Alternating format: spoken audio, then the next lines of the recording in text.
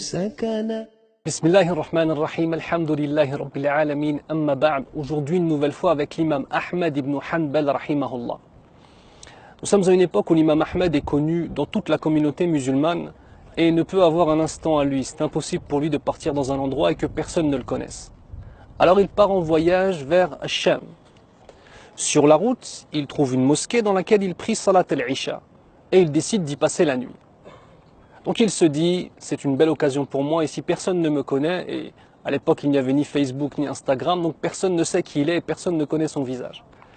Donc ce qu'il décide de faire, c'est simplement, comme une personne anodine, un voyageur anodin, de dormir directement dans la mosquée. Mais qu'est-ce qui se passe? Au moment où il se couche pour dormir dans la mosquée, nous avons le gardien de la mosquée qui plus est a une carrure assez imposante, vient le voir et lui dit « Qui es-tu? Que veux-tu? Sors de là !»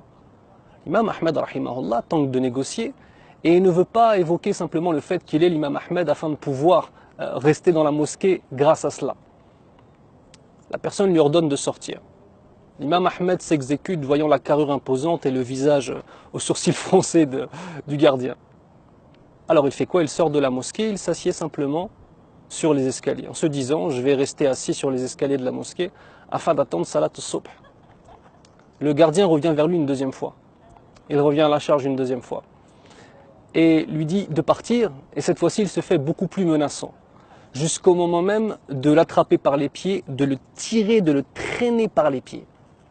Et l'imam Ahmed de tomber sur le dos et d'être traîné. Un homme de l'autre côté de la rue voit cette scène, un homme qui est boulanger tout simplement. Il voit cette scène, il est pris de pitié pour l'imam Ahmed rahimahullah et l'appelle pour lui dire écoute, ce que je te propose c'est que moi, toute la nuit, je vais faire du pain. Je te propose de te faire un petit coin dans mon atelier. Tu prends une petite couverture, il y aura les fourneaux. Et tu pourras rester toute la nuit, Inch'Allah, avec moi, au chaud, pour attendre Salat al-Subh. Il fait un bien, un khair envers une personne complètement inconnue. Et l'imam Ahmed de s'exécuter, trouver enfin un petit peu de réconfort. Donc il le suit. Et pendant ce temps-là, cet homme-là est en train justement de faire son pain. Et il remarque une chose qui lui plaît beaucoup.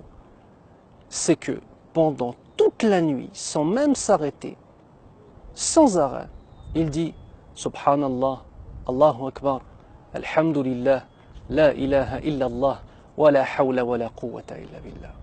Sans s'arrêter. Pas une seconde, pas une minute. L'imam Ahmed pense tout simplement qu'il va pouvoir s'endormir en l'écoutant, faire son rappel, et que le sommeil va venir. Mais il reste impressionné par le fait que cet homme ne s'arrête jamais de faire cela. Jusqu'à un moment où il accepte Enfin, malgré lui, il lui coupe et il lui dit « J'ai une question à te poser.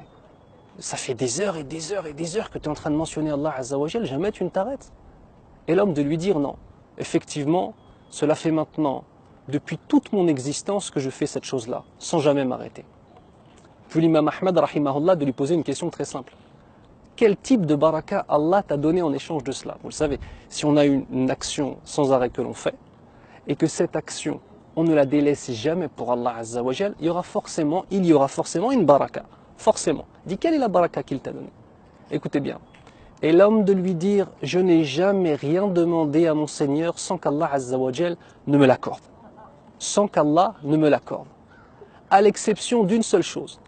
Et cette chose-là, j'ai la certitude qu'Allah me l'accordera. Mais je ne sais pas quand. Et l'imam Ahmed, rahimahullah, de lui dire, mais quelle est cette chose qu'Allah ne t'a pas encore accordée et que tu as demandé? Il a dit, il y a un homme de science que je rêve de rencontrer. Et j'ai très souvent demandé à mon Seigneur de pouvoir le rencontrer. Qui est cet homme? Cet homme, c'est l'imam Ahmed ibn Hanbal. Et là, l'imam Ahmed de tomber en pleurs. Et de le prendre et de le serrer dans ses bras. Et de lui dire, Innaka min ibadillah salihin. Tu es certes parmi les rapprochés d'Allah Azza wa Jal. Je suis l'imam Ahmed ibn Hanbal et Allah Azza wa Jal a fait en sorte qu'un homme me traîne par les pieds jusqu'à toi. Fais dua pour nous.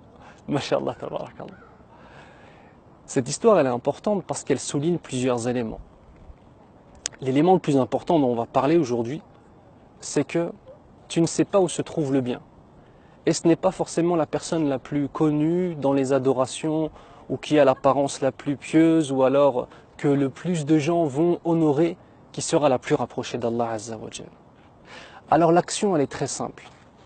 ne néglige pas les adorateurs d'Allah et ne crois pas que seules les personnes qui ont le plus de gloire et qui sont le plus reconnues sont les personnes les plus importantes auprès d'Allah. L'imam Ahmed était comme un petit enfant face à ce boulanger qui faisait cette action chaque jour de sa vie sans jamais la délaisser. L'action, c'est d'avoir conscience que les hommes pieux et les femmes pieuses sont partout et que tu ne sais pas forcément qui ils sont. Ne néglige pas les gens, ne néglige pas les gens.